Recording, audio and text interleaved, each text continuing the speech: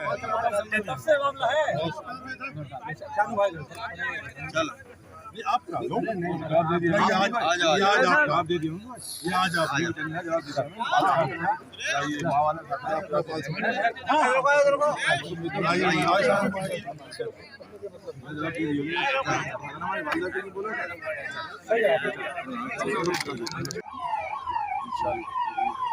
जी शाहजेब भाई, आज आपने समाजवादी पार्टी छोड़कर बीजेपी पार्टी ज्वाइन करी, क्या कहना चाहते हैं?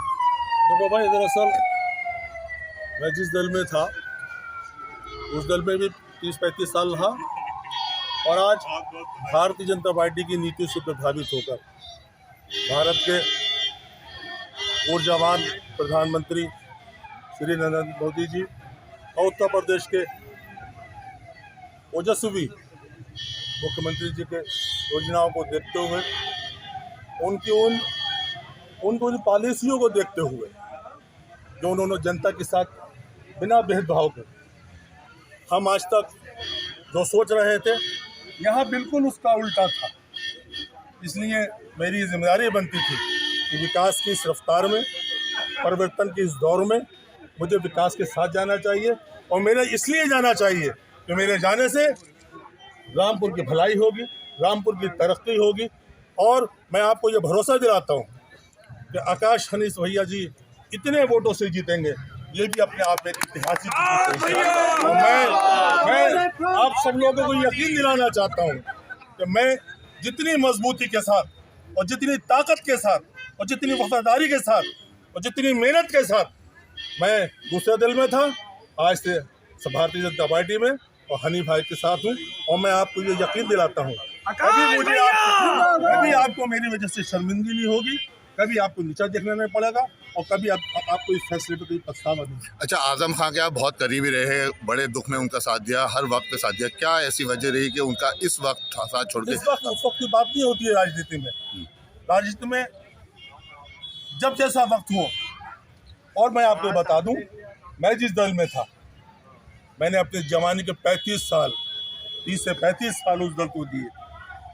मैं आज किसी की बुराई नहीं कर रहा हूँ, मगर मैं ये बताना चाहता हूँ आपको कि आदमी अगर पेड़ भी लगाता है तो उसकी ये मंशा होती है कि ये जवान होगा, इसमें फल आएंगे और इसके फल आएंगे तो उन फलों को मैं खाऊंगा, मुझे उसका फ़ायदा मिलेगा।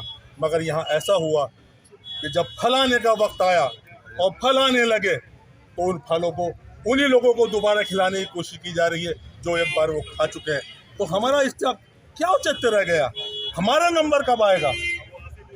हम कैसे बोलेंगे? राजनीति कर रहे हैं, इमामत तो नहीं कर रहे हैं। हर आदमी अपनी नहीं कर रहा है। जो लोग और दूसरे दलों में उन्होंने आज तक क्या किया? राजनीति की शिखर पर पहुंचे। हम काहे के नहीं है? हम इस्तेमाल की मशीन है कि हमें जैसा चाहेगा जो इस्तेमाल कर लेगा। अब आज हमारी 61 साल की उम्र है। आज राजनीति में हम एक प्रधान नहीं है, किसी मोहल्ले वार्ड के मेंबर नहीं बन सके। मैंने अपनी भलाई के लिए और रामपुर के भलाई के लिए, और मैं आपको भी बताना चाहता हूं कि इस वक्त ये जो मौजूदा हालात हैं और ये दौर जो है रामपुर की भलाई, उसकी तरक्की के लिए, खुशहाली के लिए तमाम लोगों को एक साथ एकजुट होकर एक बार हनी भैया को भारी ताकि ये इतिहास बन जाए और ये भ्रम टूट जाए लोगों का। जो लोग ये कहते हैं कि भारतीय जनता पार्टी नफरत फैलाती है, भारतीय जनता पार्टी लोगों को बांटती है, ये भ्रम खत्म हो जाए। इसी उम्मीद के साथ और इस भरोसे के साथ और इस शेर के साथ। पहले तो चाहते थे कि दरी बिछाए, अब पोछा लगवाने पर आ गए। यही सोच है। अब्दुल कौन है? अब्दुल प्रतीक है उस राजनीतिकरण का कि जिन लोगों ने भारतीय जनता पार्टी का डर दिखाकर अब्दुल का इस्तेमाल किया है। उससे झाड़ू लगवाई है, उससे दरी बिछवाई है, उससे नारे लगवाए हैं और उसको अपमानित किया है। भारतीय जनता पार्टी ने अब्दुल को सम्मान किया है और अब्दुल अब सम्मान से जीना चाहता है। उन्होंने अपनी सोच फिर बता दी कि वो अब्दुल से दरी तो बिछवाते ही थे, अब पोछा भी लगवा। अच्छा, क्या आपको अपनी जान का खतरा है किसी पार्टी से जो आपको सुरक्षा मिली गई? क्या कहना चाहते हैं? ये भारतीय जनता पार्टी में सबका सम्मान है, सबकी सुरक्षा है। अब रही बात इस सवाल का जवाब प्रशासन शानू साहब बोलता है, कसम तो आपने कभी अपनी औलाद की भी खाई थी सन 1992 में। वो औलाद जिसको भी आपने अपमानित करने में कोई कसर नहीं छोड़ी। मैं उनकी बड़ी औलाद की बात कर रहा हूँ। उसके साथ भी आपने नाइंसाफ़ी की है। चलो हम तो बहुत छोटे से कार्यकर्ता थे समाजवादी पार्टी के, आपने तो अपने औलाद के साथ भी नाइंसाफ़ी की है।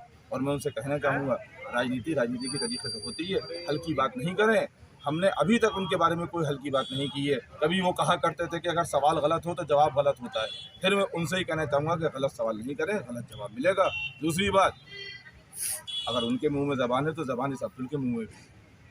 अब रामपुर वालों के मुंह में ज़बान आ चुकी है। आकाश सक्सेना और फनी साहब उनकी आवाज़ बन चुके हैं कि उनके रामपुर अब औद्योगिक नगरी बनने जा रहा है। इसी की जलन हो रही है उनको। उन्होंने कहा कल अपनी एक तकरीर में, भवाली चले गए, नैनीताल चले गए, अय्याशी करते हैं लोग भवाली में जाके, शराबें पीते हैं। मैं उनसे पूछना चाहूँगा कि मेरा रामपुर का गरीब अब्दुल, जिसके लिए नैनीताल स्विट्ज़रलैंड की तरह होता है, पैसे जोड़कर इकट्ठा करके अगर अपनी बीवी के साथ, अपने बच्चों के साथ चला जाता है तो वो उनको बुरा लग रहा है। आपका बेटे कहाँ कहाँ घूमता है, आपकी औलादें कहाँ कहाँ घूमती हैं, फेसबुक पे नहीं देखा है लोगों ने? आपकी औलादें कहाँ कहाँ घूमती हैं? आपकी औलाद के लिए तो नैनीताल ऐसा है जैसे स्विट्ज़रलैंड, आप स्विट्ज़रलैंड ऐसा है जैसे कि नैनीताल, और हम गरीबों के लिए नैनीताल ऐसा है जैसे स्विट्ज़रलैंड। मैंने देखा है हमेशा उन्होंने लोगों की माँओं का अपमान किया है, माँओं की बददुआएं ले लें। और मैं अपनी माँओं से कहना चाहूँगा, मेरी माँ जो इस वक्त ज़िंदगी और मौत की लड़ाई लड़ रही है, जो गंभीर बीमारी से जूझ रही हैं, कभी तो आपके लिए भी दुआएं मांगती थी, उसी की लाज तकलीफ होती। इसी बस ज़बानी की वजह से बार बार रामपुर को चुनाव देखना पड़ रहा है। इसी बस ज़बानी की वजह से रामपुर में चुनाव हो रहा है। अपनी बस ज़बानी पे लगाम दे। अरे अब तो डर रहे अल्लाह से। उनके गुनाहों की सज़ा उनको तो मिली ही, क्योंकि हम उनके साथ थे, हमें भी मिली। हम अपने मुंह से कहना चाहते हैं कि हमें भी मिली। आपने मज़ारों को तोड़ा, आपने मस्जिदों की दीवारों को तोड़ा, आपने खानकाहों को तोड़ा। हमारी गलती थी कि हम उस वक्त आपके साथ रहे। शायद उन्हीं गुनाहों की सज़ा हमें मिली जो हमें जेल जाना पड़ा। शायद उन्हीं गुनाहों की सज़ा। मैं बिल्कुल पूरी ईमानदारी से कहना चाहता हूँ। लेकिन हाँ, मैंने अभी तक नहीं कहा था, मैं कहना नहीं चाहता था। ये बात मेरे दिल में थी जिस दिन मेरे कुरान शरीफ, दुनिया की सबसे बड़ी मुक़द्दस किताब कुरान शरीफ को ज़मीन पे मैंने देखा, मेरे ईमान ने उसी दिन कहा था। और जिसके अंदर भी ईमान होगा, जिस मुसलमान के अंदर ईमान होगा, वो समाजवादी पार्टी को राग़िब होगा। उसी दिन मैंने तय कर लिया था कि मैं आज से इनके साथ नहीं। देखिए, आज हर मुसलमान यहाँ का ये समझता है कि योगी सरकार ही आज उत्तर प्रदेश के मुसलमानों को सुरक्षा दे सकती है, योगी सरकार ही सम्मान दे सकती है। और उसी कड़ी में कल रामपुर में जो अब्दुल है वो आज हमारे साथ। अच्छा, आजम खान तो कल ये कह रहे थे कि जो पार्टी में जा रहा है, मैं नाम नहीं बताऊंगा कौन कौन जा रहा है, वो समझे और हम तो आगे आगे देखते जाइए होता है क्या। समाजवादी में अब्दुल को इंसाफ नहीं मिला है, क्या बीजेपी दिला पाएगी अब्दुल को इंसाफ? देखिए, हम करने में विश्वास करते हैं, कहने में विश्वास नहीं करते हैं। और आप इस चुनाव के बाद रामपुर में जो गंगा जमुनी की तहजीब जो पूरी दुनिया में मशहूर है, उसका जीता जागता प्रमाण आप 8 तारीख के बाद रामपुर में देखेंगे, जो कि इतिहास रखने जा रहा है। एक स्टेटमेंट है जो कि हर चुनाव से 5-6 दिन पहले बोलने लगता है। ये सब पहले से जो तैयार किया हुआ है, क्योंकि उनको पता है कि हर चुनाव में उनके साथ क्या होता है, इसलिए रिकॉर्डेड स्टेटमेंट है। और वो स्टेटमेंट हर चुनाव के 5-6 दिन पहले आपके सामने बाहर आता है। क्योंकि आप 5 चुनाव उठा के देख लीजिए, एक ही सी लाइन होती है, अरे भाई कुछ तो बदलो, कुछ तो अलग कहो।